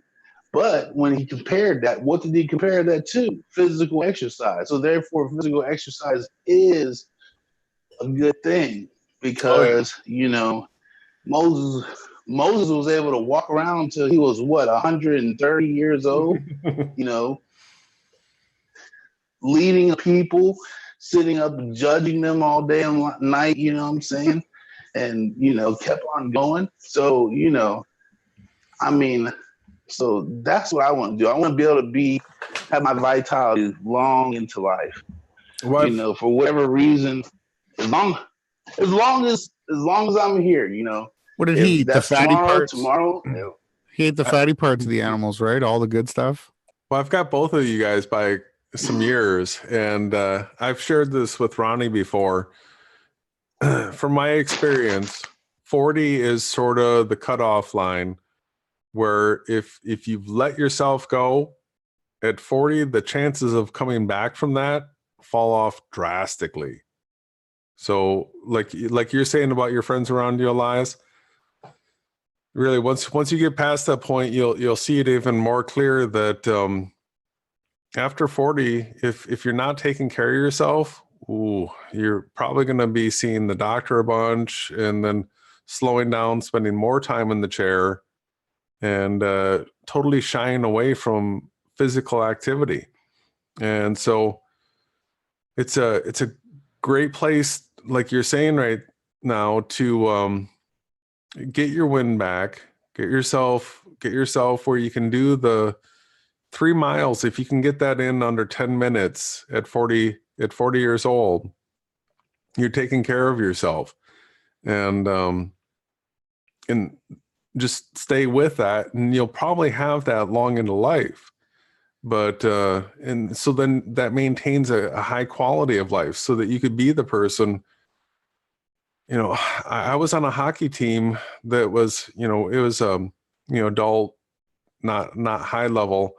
It was co-ed, and the best players on our team were in their mid 50s, and they were awesome. They were. But at 40, they were in good shape, and now they had that extra 15 years that, you know, they're out on the ice still playing. So you're doing the right thing for sure. I appreciate that. And, you know, I just realized, like, a lot of people seem to be focused on the wrong things, you know, and I try to take on these topics. I don't know the words. But like I had a conversation with my friend 2 days ago, and she's a bigger girl, you know, really heavy set. And she said, you know, she's feeling like she's dealing with the fact that she's not going to get her youth back. And I said, well, you know, that's just the way of life. But you don't have to shut down just because you're not going to get those years back. It's the quality of life that you have. You know, I enjoy physical exercise. I enjoy walking. You know, I've been taking the bus and walking for the last 3 years because my license was suspended, and now they're up, and I'm back to being able to drive and stuff again. And you know, I remember thinking when I was driving 3 years ago, like, you know, I would saw these people walking around and stuff like that, and I would spend all this time driving around in a car, and I would be so jealous because I see them literally moving their legs while I'm sitting there in this still position, going around from place to place to place, you know, eating my burger, smoking my cigarette, drinking my pop, you know what I'm saying? And it just was so horrible. I just wanted to park the car and get out and walk. It's so bad. And then, lo and behold, I got my license taken. I didn't want to, you know, end up in court anymore. And I said, okay, I'm going to learn the bus. I'm going to learn how to walk. And it was one of the best things that happened to me. I tell you what, like, now I see so many people and they are winded from, like, you know, 3 levels of stairs, going to the 3rd story, and they are just breathless. And it's like, God, you know, you guys got to get out and move and do something. You know, it's not just going to work and then coming home and sitting down, you know. My mother, for instance, she's 60-something years old, you know, and literally she has the stamina and the physique of a 25-year-old woman. You know what I mean? I mean, she just is the model of youth in the flesh. And, you know, and I seen that in her, and I was like, I wonder how she did that. And one of the things she did is she does not slow down for anything. She keeps in motion. You know, she stopped smoking cigarettes. She gave that all up and everything. And, you know, she doesn't drink heavy or nothing. She'll just have a drink from here or there, whenever, and stuff like that, you know. And, you know, the only smoking she does is her little weed or whatever, and that's it. You know what I'm saying? And I'm just like, you know, that's the way to go, because the quality of life, at the end of the day, I think this whole technology thing is to try to supplement the physical, natural appreciation of our God-given ability to enjoy life on a physical level, you know. Man, everything all the way from the taste bud. Everything Satan does right now is to try and take away that physical exercise. Like, it's, our bodies need it. And, you know, if you just sit in front of the TV or video games or whatever like that, you know, you're going to get sick. You're going to, you know, Cameron kind of pointed out something in the chat. You know, shame on me. I've been going through this whole life change experience, getting in shape. I should be documenting it and showing people what I'm doing. Because Jason said 3 10-minute miles. You know, I don't even know how far I am from that, like, right now. If I, like, took the camera and a clock and made a track, which I have, 3 miles, is that a good time? It's 30 minutes. It's a good mile marker. 3 miles? Is that what you're saying? 30 minutes? Yeah, because you gotta do some jogging in there, and you gotta do it for sustain. So many people can't do that anymore. I think, see, it's been a while since I've done running, and I think I was doing 5Ks with 8-minute miles, and that might have been around the best that I got. That's pretty good. And you're when I was there, you were in pretty good shape, you know, and you weren't even, you know, running, right? If I could only imagine if you were running and doing pull-ups and stuff, which you might have to start doing, because like today I was able to push the bike that we have so fast that, you know, I thought it was gonna come off of the unit that it's sitting on. The whole cottage was shaking, right? But I could only do that for like 2 minutes, and then I had to go back down to a regular pace. But I was able to push it real fast. Like, I can't wait. So I wonder if I could do that. I think the walk I do it in like 20 minutes, not that much more. And I think it's close to 3 miles, Jason. But some areas I let the dog, we have 2 dogs. One of them pulls me a little bit. It's a husky, right? I think it's just a decent benchmark for, if you're not able to do that, you need to sort of kick yourself in the butt. Well, I appreciate it, because I'm like, you know, there's a Kroger's up the street, and obviously, you know, it's like about 9 blocks, and I could take the bus and go up there, but I think that's such a waste when I can use that to go up there, grab the groceries, you know, milk for my son, juice and whatnot, and everything else in the other hand, and take that weight on back and just try to, you know, speed walk it back. And it's so fulfilling just to be able to do that, you know what I'm saying, every time you go, because you're doing it on a physical level, you know what I mean? And it feels like, you know, you're not relying on technology. You're not sitting there and just sitting in comfort. You know, you're exerting yourself because you're using a little speed with your walks. You have a little fun with it, you know. And like me, I got my headphones on, so I'm usually listening to some YouTube channel. Oh yeah, whatever they got to say. So you I know, throw on drum and bass, man. But I don't just go for the casual walk, man. I make myself sweat. My entire body, everything is sweating, and then I'll do that for like 30 minutes. Like at least 5 of those minutes, I'm pushing myself to the absolute most extreme. But nowadays with like the strip malls and stuff like that, people will pull up in front of their store, go in, and then if the next store they want to go to is a couple stores down, they'll get their car, drive down. Go in there. Oh yeah. No. Yeah, you're right. It's just taking the bus is a lot of walking. I know. I used to do it too. Oh my God. Well, yeah, you ever heard of firefighters.org? You can download for free the MP3s, the 66 books of the Bible, and you can play it without your screen being on, so your battery can stay on for a long time. And I usually do that so I can listen to the Bible and audio. It's KJV, but you know, it's really nice though, just to have that too. The Bible playing in your head. You know what I'm saying? So I really enjoy the whole thing. At least once a year, I try to go through it all on the listening. It's so much nice to listen to. It's great. You know, I do one where it has a little music in the background, everything. He's got a really nice story voice and everything. So you really get lost in it, you know, and you're really in there. And I just enjoy that, you know.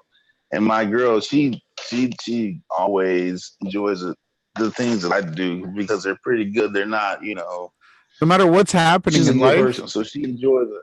You throw the scriptures on, and you're completely, side. You know, no matter what, they bring you out of nothing matters, right? These are looking strange. These dimples. I think the moon might actually be on a lower path this year, and maybe we're getting thrown a different shadow on the top of the moon through this cycle. What do you guys think? That's a big old jet up there, isn't it? Are you familiar with that one? It seems a little new to me. No, I haven't seen it in that level of detail. Not like that. That's amazing. Mm-hmm. Like that looks that one on the top, the one on the left is amazing, but that one on the top with the curved right-hand side right there, I never seen it to that degree. Right.